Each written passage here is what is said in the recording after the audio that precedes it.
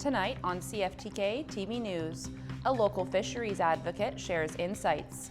Indigenous leaders protest lack of consultation, and the measles outbreak in Canada escalates. Northwest BC's only television news team. We are CFTK-TV News. Hello, and thanks for joining us on this Friday, May 16th, 2025. I'm Jaylene Matthews. The Canadian Coast Guard has confirmed that earlier this week, a lighthouse keeper that was on duty at the Triple Island Light Station west of Prince Rupert was found deceased after they didn't respond to multiple contact attempts by the Coast Guard. A Coast Guard helicopter that was nearby then went to conduct a wellness check, but the pilot found the lightkeeper unresponsive, and emergency health services later pronounced the individual as deceased at the scene. They say most lighthouses in BC have two keepers maintaining them, but the deceased was alone because of a shift change. While the RCMP have finished their investigation into the death, both the Canadian Coast Guard and Employment and Social Development Canada are still looking into it. The Coast Guard also expressed their condolences to the individual's family and friends. A group of environmental organizations recently sent an open letter to Prime Minister Mark Carney addressing the desire for a BC-based fisheries minister. CFTK-TV's Cale Maslin investigated the reasoning and the outcome of this ask. Prior to the post-election cabinet shuffle that took place earlier this week, the Skeena Wild Conservation Trust teamed up with the Watershed Watch Salmon Society and the Rain Coast Conservation Foundation to create an open letter that asked for new Prime Minister Mark Carney to appoint someone from BC to the position of Fisheries Minister, with the belief that someone from the province would be best equipped to navigate the current challenges facing Pacific fisheries.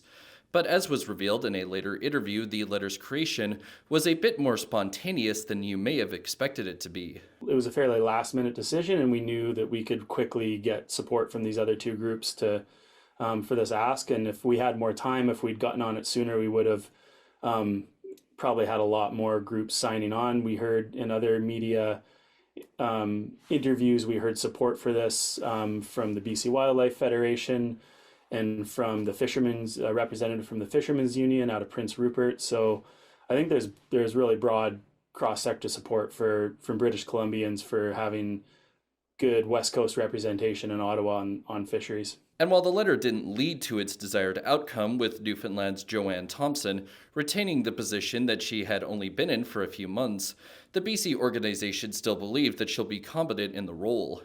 In the meantime, those organizations who already work closely together still have their own plans to help out with the problems facing BC fisheries. There are some really important issues facing wild salmon across BC and in the Northwest in particular. Again, Alaskan interceptions being at the top of the list, and so we are pushing really hard for our government to take a strong approach to negotiations with the Americans in the treaty process. Also looking for alignment with our neighbors in Washington and Oregon, who are also having their fish hammered by the Alaskan fleets, and then working outside of the treaty process to raise awareness amongst consumers of Alaskan salmon that they're not as sustainable as people might think they are, and to try to put pressure on the Alaskans through that route to get them to back off on killing so many of our fish and to bringing more modern management to their fisheries. The wild salmon economy can be worth upwards of around $100 million in the Northwest region, and Skeena Wild believes that it's of absolute importance that BC has strong representation to secure our wild salmon and both protect the industry and the cultural value of the fish for everyone who depends on them. For CFTK TV News, I'm Cale Maslin. The Thornhill Fire Department is warning the public of a potential scam. They say it appears that there's a scam going around to local businesses saying that the local fire department is going to conduct inspections and needs payment over the phone. The department said in a reminder that local fire departments do not request payments electronically for services. If you have any questions, please contact your local fire department. And the low snowpack is causing huge concerns over electricity production in BC and the cost of it. CTV's Craig Krause explains. The dog days of summer are nearly here.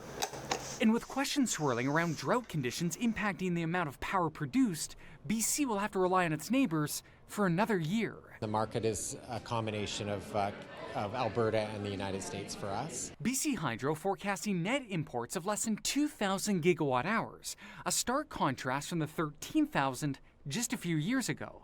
Can British Columbians expect to pay more or less this summer? Well, they're going to pay the same. So we've set our rates for the next 2 years, and there was a 3.75% rate increase. The low snowpack leading to limited water supply, reducing BC's ability to generate hydroelectric energy.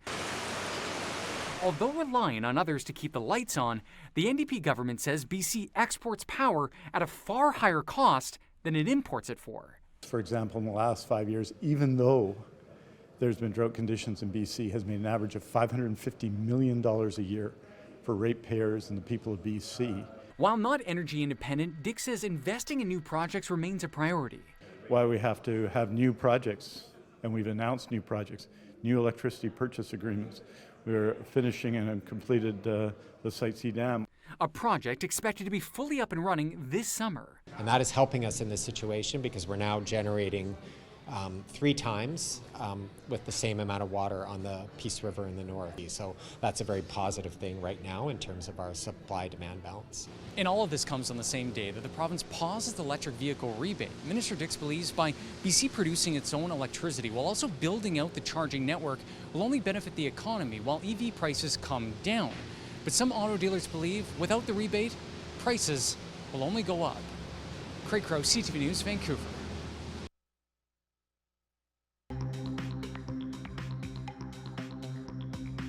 Coming up next, lack of consultation is protested.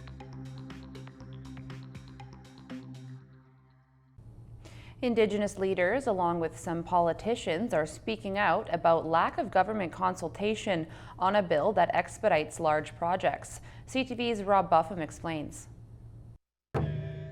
First Nations, joined by politicians, marched to the BC legislature, raising awareness about violence against women. The show of solidarity comes at the same time Indigenous leaders are voicing anger to the Premier about a lack of consultation on key NDP legislation. He sets us back in terms of the reconciliation efforts that we've been on for this journey. The controversy over Bill 15 aimed at expediting projects including schools, hospitals, and private sector ones such as mines, and Bill 14 that expedites energy projects. The bills give government broad powers, including to choose which projects get approved first.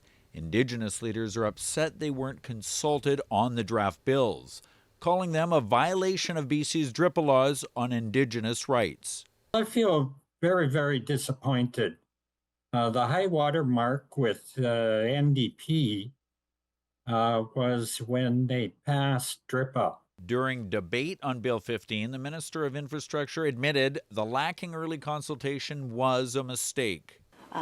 We made an error in that, frankly.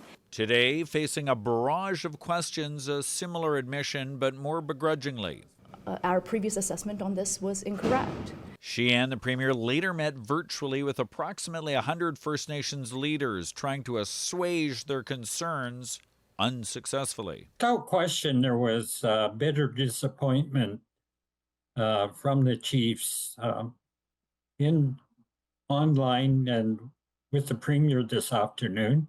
The bills have raised the ire of the opposition Conservatives and Greens, both of whom say they don't support them. The right thing for this government to do would be to pull these bills, do the consultation, and bring them back next fall for debate. It's a very broad-based piece of legislation that reserves a whole ton of power and decision-making to Cabinet. Eby's office says the bills are going ahead, stressing private projects on First Nations land will require Indigenous approval. The First Nations leaders say this isn't the end of it, and legal action and demonstrations will likely be coming. Robert Buffum, CTV News.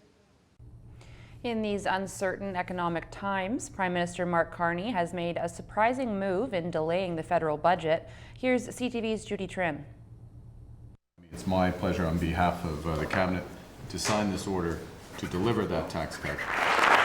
The Prime Minister is prioritizing tax cuts But he's not prioritizing delivering a spring budget. Xavier? The Conservative leader is criticizing the delay by using Mark Carney's own words against him. Pierre Poilievre's answer to everything is a slogan and a tax cut. He took great delight in saying that a slogan is not a plan. Well, a budget is a plan. And if he does indeed have a plan, if he does know what he's doing, then he would introduce a budget. Mr. Carney was elected leader of the Liberal Party not too long ago, sworn in as Prime Minister right into an election campaign. He's been fundamentally the Prime Minister for 2 weeks. Amid a trade war, detailed information about the financial health of a country won't be available for months until the fall economic statement. That means the full picture that a budget provides won't come into focus until next year. We don't know exactly the status of the economy right now. We're not going to have really a full budget for almost 2 full years, which I think is a problem for accountability. At this meeting of G7 business leaders, some are willing to give Carney more time during this moment of dramatic geopolitical shift. I don't think there's a specific grace period. I think let's see how the next 6 months go. I think lots of trade talk, lots of work to be done with our trading partners in the U.S. Let's see what happens there. The government can operate without a budget, but it will have to pass a new spending bill to authorize new measures. For that, the Prime Minister will have to work with opposition parties. The Liberals are still 2 seats short of a majority. Turning to the weather, the sun rose at 5:23 a.m. this morning and sets at 9:37 p.m. tonight. Tonight on the North Coast, expect periods of rain and a low of 7 degrees. Over the next few days on the North Coast, expect the rain to continue through the long weekend with temperatures between 9 and 11 degrees, overnight lows in the 6 to 8 degree range. Tonight in the Terrace-Kitimat area, expect periods of rain with winds from the south at 20 kilometers an hour, gusting to 40, low of 7 degrees. Over the next few days in the Terrace-Kitimat area, expect periods of rain and clouds for the weekend, temperatures between 8 and 11 degrees, overnight lows between 4 and 6 degrees. Tonight in the Bulkley Valley and Lakes District, conditions are looking mainly cloudy with a 30% chance of showers this evening, a few showers beginning before morning and a low of 2 degrees. Over the next few days in the Bulkley Valley and Lakes District, showers will continue Saturday, then it's looking like a mix of sun and clouds for Sunday, then showers to start the week off. Daily temperatures between 11 and 15 degrees, overnight lows between 4 and 5 degrees. Checking your Northwest highways now. On Highway 16, there's bridge maintenance as well as utility work to watch out for. On Highway 37, watch for bridge construction as well as frost heaves. On Highway 37A, watch for falling rocks. On Highway 118, there's roadside brushing and shoulder maintenance. And this is what the roads were looking like this afternoon around the region from the view of the province's highway cams.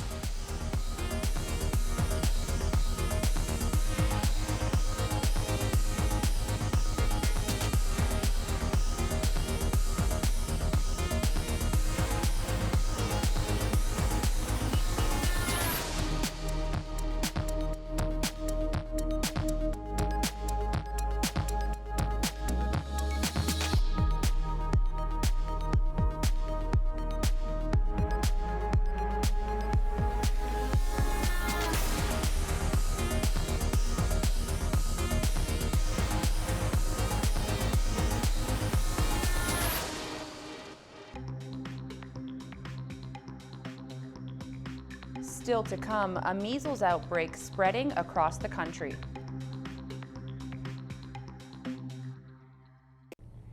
A troubling outbreak has now escalated to causing school closures in Ontario. CTV's Adrian Gobriel explains. Public health notices taped to the front door of a now shuttered Kingston, Ontario high school, closed until next week, spell out the troubling trend. This is a much larger outbreak than we've seen in Canada over the last 10 years. Now a second school in nearby Waterloo, Ontario will be closing its doors due to another measles outbreak. In the last week of February, there were 173 cases across Canada. The most recent data from April shows that number has since ballooned to more than 1,500, This map shows where the clusters of cases are across the country, with the overwhelming number found in Ontario, with more than 1,200 since the beginning of the year. It's also important to recognize, without shame, without stigma, that many, in fact, most of the cases, at least in Ontario, are among a largely unvaccinated community of Mennonites in southwestern Ontario. An Ontario Public Health Agency, home to a significant number of Mennonite communities, publicly addressed their highest weekly case count so far this year.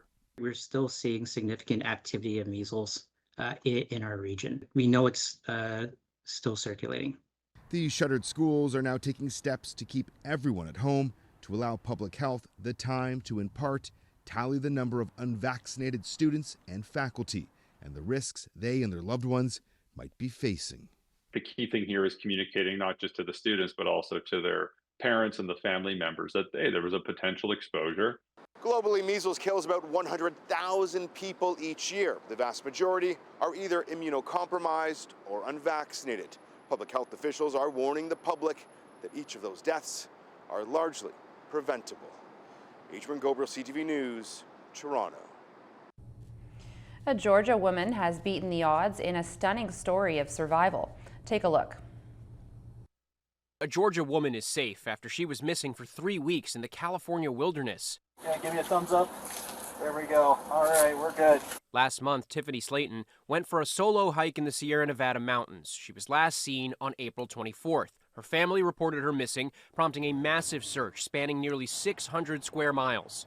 We talk to Tiffany all the time, and to know that I couldn't talk to her for Mother's Day, it was really hard. Slayton survived for weeks eating leeks in the woods. On Tuesday, she took shelter in a remote cabin as a snowstorm hit the area. And one day later, as soon as we start making our way there, here comes Tiffany. She pops out, deer in the headlights. She was finally found 45 miles from where she was last spotted by Christopher Gutierrez. He was checking on his property when he found one of his cabins was occupied. She pushed through that blizzard, and the first thing she saw was a cabin. And she held up in the cabin through the night. As he brought her down the mountain, she was able to call her dad. She said, "Dad, I'm alive and I'm sorry, but I'm alive, and I wanted to call you and let you know that I'm alive." Slayton was dehydrated but otherwise okay. Turns out her 28th birthday is this week. Now she can celebrate with her family. I can't wait to see her and hug her. All she wanted when she was found was a peanut butter and jelly sandwich. Andrew Dimbert, ABC News, New York. Turning to the markets now, Canada's main stock index rose in trading amid strength in industrial and financial stocks, while U.S. markets also gained. The Canadian dollar rose slightly. The price of gold dropped $39.40. Oil rose 82 cents. Natural gas dropped 3 cents. Aluminum dropped $49.50. In Toronto, the TSX rose by 74 points. The Venture Index rose by 5. In New York, the Dow Jones rose almost 332 points, and the Nasdaq rose by 99. Still ahead, hockey stick heartbreak.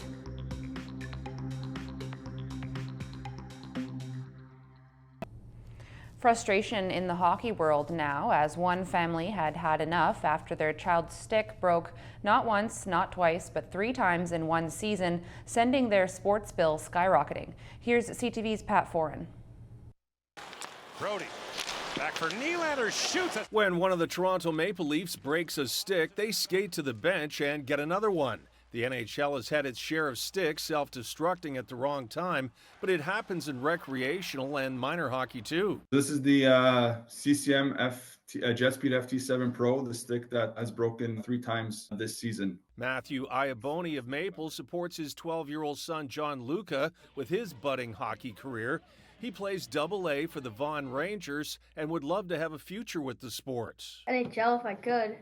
Make a lot of money, play for the big boys. John Luca had a great season, but unfortunately broke 3 hockey sticks, which sell for $300 each plus tax. It cost the family budget about $1,000. It's a big investment for parents to be making, and for it to break like that, it's frustrating to see, and it's it's disappointing. You can usually get a good composite hockey stick for about $100, but you can also pay $200, $300, and even $400, and the limited warranty on all of them is about the same. The warranty lasts 30 days. Just after the 30-day mark, probably about day 40, 45, the stick ends up breaking. Iaboni says whether it's younger players in minor hockey or older recreational players, if they pay $300 or $400 for a stick, it should come with a longer warranty. It would be nice if CCM or any hockey stick manufacturer stood behind their product for more than 30 days. When CTV News reached out to CCM, the company said, "Our hockey sticks are warranted for 30 days from purchase date on manufacturer's defects. We assess warranty claims on a case-by-case basis." CCM did reach out to the Iaboni family and reviewed photos of the broken sticks. They apologized for the frustration and will be giving John Luca their latest stick, which launches this month, which was good news for them. I just want to say thank you to CTV, Consumer Alert, and for everything that you did for us. Thank you so much, Pat. I really appreciate it. Finally, we leave you tonight with one woman's inspiring story of giving back. Here's CTV's Adam Sawatsky. This is one of my favorite pictures. While Meredith Lesignana remembers when her daughter was a baby, she can't forget when Lily became a patient. Very shocking. Nothing can prepare you for something like that, ever. Lily had just turned 10 when the rare, fast-growing blood cancer was diagnosed as stage 4. I remember the doctor sitting in my room, and I knew something was wrong because he had tears in his eyes. Lily was transported to a bigger hospital in a different city the next day, where she stayed for the next 9 months. She was suffering a lot, in a lot of pain, and it was really scary. Yet in between bouts of chemo, Lily would perform countless acts of kindness. From singing uplifting karaoke songs to inspire the younger patients, to creating hand-painted joy jars filled with gifts for the healthcare workers. Lily has a gift of understanding and empathy. Krista Malia, who works at the hospital to create more positive experiences for young patients, says Lily was always striving to spread positivity. You can always be a cheerleader, no matter where you are in life.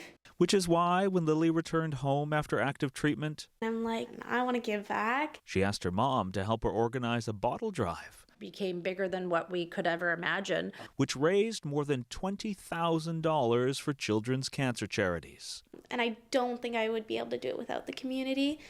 They have helped so much. And now, 5 years cancer-free, Lily has never stopped giving back. She's still collecting bottles to buy thousands of dollars worth of toys, which she regularly donates to the hospital. That little gift, that little something can make a big difference in these kids' lives. Which is why Lily recently got her first job at 14, so she could buy donations with her own money. And why she's striving to be a pediatric oncology nurse when she grows up, to inspire hope and healing for the kinds of kids she once was. I do it for the brightness of their face, like the smile that they have, and all their fears go away, and it's like you've made their day. Adam Sawatsky, CTV News, Souk. That's our news for now. For more local news, visit us at cftktv.com. Your Weekend Review with Cale Maslin will be on this weekend, and we'll be back on Tuesday. Thanks for watching, and have a great long weekend.